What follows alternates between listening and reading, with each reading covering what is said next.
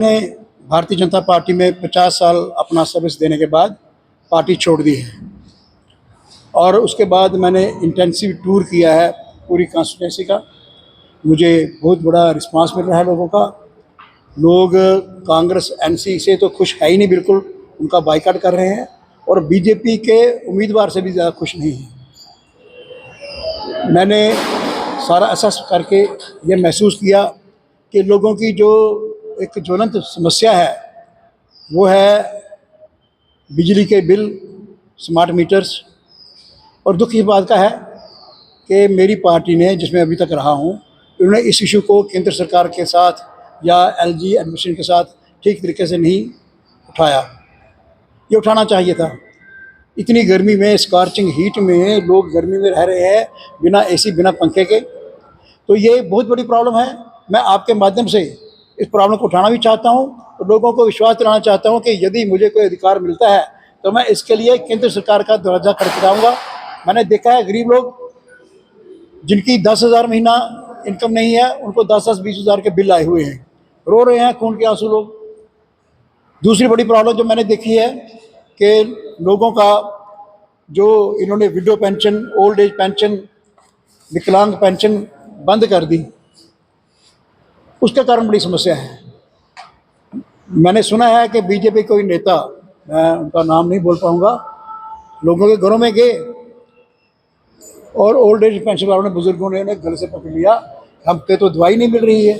और ये पार्टी जो हमेशा, जब तक मैं महामंत्री रहा हूँ, वाइस प्रेसिडेंट हूँ, तो हम लोगों की समस्या लेके जाते थे। आज की नेतृत्व ये लोगों की समस्या लेके क्यों नहीं जाती है? ये ओल्ड एज पेंशन एक बुनियादी हुकूक है। विदेशों में, यूरोप में हर शहरी को पेंशन मिलती है। हमारे यहाँ से बुजुर्गों को पेंशन मिलती है 1,000 रुपया, पंजाब में 3,000 रुपया, और 1,000 रुपये भी आप नहीं दे रहे हो। ये बहुत बड़ी मानवता के खिलाफ बात है। मैं इस इशू को भी हर मौके पर उठाता रहा हूँ, आगे उठाता रहूँगा, केंद्र सरकार तक जाऊँगा। आप मुझे अपना थोड़ा समर्थन दीजिए, अधिकार दीजिए।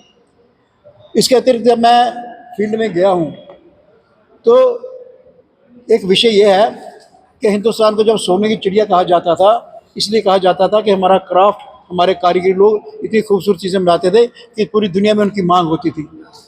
उसके कारण कौन थे? जिनको हम ओबीसी कैटेगरी के लोग कहते हैं। आज ओबीसी कैटेगरी के बच्चों की जो उनको स्कॉलरशिप मिलता था, पिछले 3 साल से बंद कर दिया गया। एक डेपुटेशन जो हमारे यहाँ शीतल नंदा हैं, कमिश्नर सेक्रेटरी सोशल वेलफेयर की, उनको पूछा तो उन्होंने कहा कि केंद्र सरकार जो है वो 40-60% उन्होंने स्कॉलरशिप का देना है, वो रिलीज़ नहीं कर रही। अब ये मामला केंद्र सरकार के साथ किसने करना चाहिए था? अरविंद रैना ने करना चाहिए था, हमारे एमपीज़ ने करना चाहिए था कि बैकवर्ड कम्युनिटी के लोग, जिनके बुजुर्ग हाथ से काम करते आए हैं, तरखान का, कारीगरी का काम, पॉटरी का काम करते थे, अब उनके बच्चे अगर पढ़ के अपना काम चेंज करना चाहते हैं, गरीब लोग हैं, आपने उनका स्कॉलरशिप बंद कर दिया। ये बहुत बड़ा गुस्सा है लोगों को। इसके अतिरिक्त 2014 में दिसंबर में स्टेडियम में बहुत बड़ी कॉन्फ्रेंस हुई थी, पब्लिक मीटिंग हुई थी। मैंने भी उसमें भाषण दिया था। उसमें मोदी जी प्रधानमंत्री बनने से पहली बार आए थे प्रधानमंत्री का कैंडिडेट बन के। तो उन्होंने कहा था कि जम्मू कश्मीर में सबसे अगर ज़्यादा दुखी या बेइंसाफ़ी जिनके साथ हुई है वो बैकवर्ड कम्युनिटी के लोग हैं, ओबीसी के लोग हैं।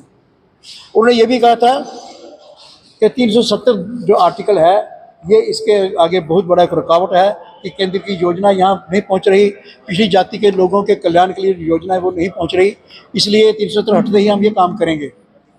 पूरे देश में बैकवर्ड कम्युनिटीज़ को 27% रिप्रेजेंटेशन है, हमारे यहाँ 4% थी।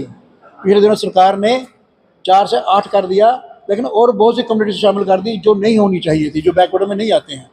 तो कुल मिला के बैकवर्ड कम्युनिटी के लोगों के लिए, उनके हकूक़ के लिए, उनके अधिकारों के लिए मैंने संघर्ष किया है, आगे भी करता रहूँगा। और मैं उनको विश्वास दिलाना चाहता हूँ कि थोड़ा अधिकार मेरे हाथ में दीजिए, समर्थन दीजिए।